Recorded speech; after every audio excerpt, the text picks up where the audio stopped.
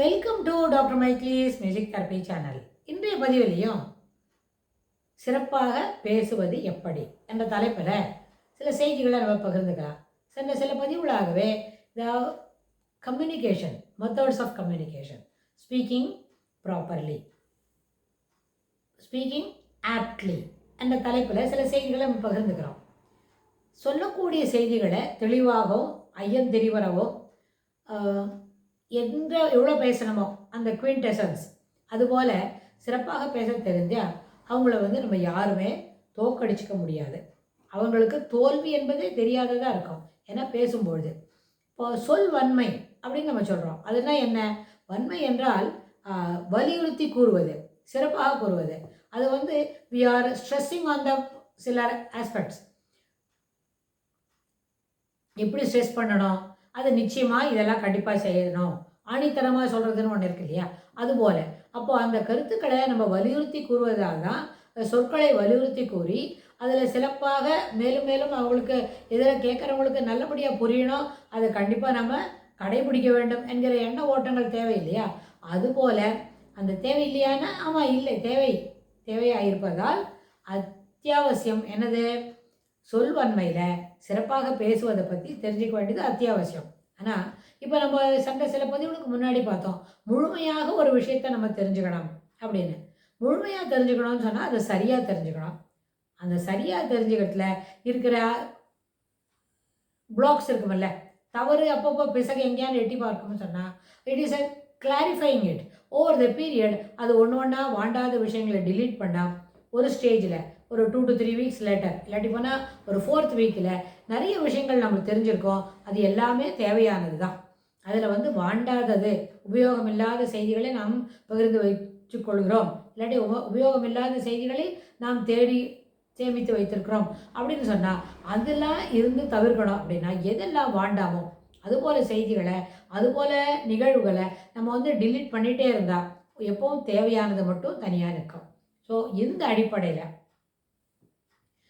பார்க்கும்பொழுது நல்லபடியாக பேசணும், சிறப்பான செய்திகளை சேகரித்து கொள்ள வேண்டும், தொடர்ந்து பேசிக்கிட்டே இருக்கணும். பேசுறது நம்மளுக்கு ஒரு தொழில் அப்படின்னா அந்த தொழிலை சிறப்பாக செய்யணும். அதனால தான் தொழில் வரும்போது ஐயம் திரிவர அந்த விஷயங்களை தெரிஞ்சிருக்கணும். சிறப்பாக மாற்று கருத்துக்களுக்கு இது சரியில்லைன்னு சொல்கிற அளவுக்கு இல்லாமல் அது சிறப்பான செய்திகளை பகிர்ந்துக்கணும்.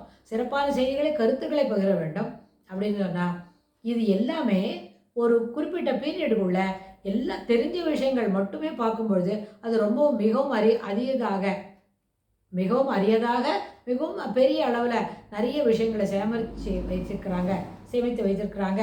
இது பயனுள்ளது அப்படின்னு நமக்கும் தெரிய வரும். இன்னும் எல்லாருக்கும் கூட அது தெரிய வரும். யாரெல்லாம் இந்த செய்தியை பகிர்ந்துக்கிறாங்களோ அவங்க எல்லாருக்குமே அது தெரியுமா இருக்கும். ஸோ இந்த அடிப்படையில் சொல்லக்கூடிய செய்திகள் எப்படி இருக்கணும்? முதல்ல தவறு இல்லாமல் இருக்கணும். சொல்லக்கூடிய செய்திகள் என்ன தெரிஞ்சுக்கிட்டு வந்தோமோ அது உண்மைக்கு புறம்பானதாக இருக்கக்கூடாது, உண்மையானதாக இருக்க வேண்டும். ஸோ ட்ரைவியல் ரீசன்ஸ்க்காக நம்ம தெரிஞ்சுக்கிட்டு வந்தால் கூட அந்த சொல்லக்கூடிய செய்திகள் தெரிஞ்சுக்கிட்டோம், உணர்ந்துக்கிட்டோம், அதை பற்றி நம்ம பேச போகிறோம் அப்படின்னா அந்த உணர்ந்து கொள்ளக்கூடிய செய்திகள் சொல்லும் பொழுது எல்லாருக்கும் ஏற்புடையதாக இருக்க வேண்டும். ஸோ அந்த வகுப்புக்கு தகுந்த மாதிரி ஒரு சின்ன பிள்ளைங்களுக்கு செய்தி சொல்கிறோம், அப்போ சின்ன பிள்ளைங்களுக்கு ஏற்புடைய செய்திகளாக நம்ம சேகரிச்சுக்கணும். இல்லை நம்ம வயது முதிர்ந்தவங்களுக்கு தான் சொல்ல போகிறோம் அப்படின்னா வயது முதிர்ந்தவர்களுக்கு, அந்த வயதில் உடையவர்களுக்கு ஒரு குறிப்பிட்ட நம்பர் சொல்கிறோன்னு வைங்க, அந்த நம்பருக்கு அந்த வயதில் உடையவர்களுக்கு தேவையானதாக இருக்க வேண்டும். இந்த செய்திகளை தெரிந்து கொண்ட பிறகு என்ன செய்யணும்? இதை நம்ம பகிர்ந்து அளிக்கணும். எப்படி?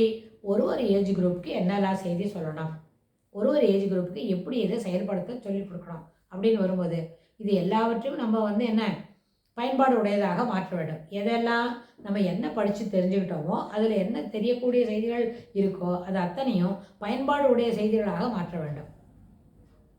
அங்கே நம்ம மாற்றும் பொழுது அதில் நம்மளுக்கு என்ன முயற்சி செய்யணும்னு சொன்னோம் இல்லையா? முழுமை அடையணும், முழுமையாக கற்றுக்கொள்ள வேண்டும் என்கிற ஈடுபாடு இருக்கும் பொழுது இது it is not overnight நடக்கிற செய்தி இல்லை. Over the period slowly and steadily we can accumulate knowledge, transfer it into the பிரெயினில் நம்ம அது ஸ்டோர் பண்ணிக்கிறோம். அதுக்கு என்ன இருக்கும்? ஒரு ஃபோல்டர் போட்டுப்போம் இல்லையா? அந்த ஃபோல்டரில் ஸ்டோர் பண்ணிட்டா அது மறுபடியும் மீண்டும் ஒரு முறை பயன்படுத்துவதற்கு தேவையானதாக இருக்கும். அந்த நேரத்தில் அது நம்மளுக்கு அந்த விஷயங்களை மறுபடியும் ஒரு கிளான்ஸ் பார்த்தா மீண்டும் மாணவர்களோடு பகிர்ந்து கொள்வதற்கு பயனுள்ளதாக இருக்கும். சரி, இதுக்கு தொடர்புடைய செய்திகளை வரப்போகிற பகுதிகளில் பார்க்கலாம். தேங்க்ஸ் ஃபார் வாட்சிங்.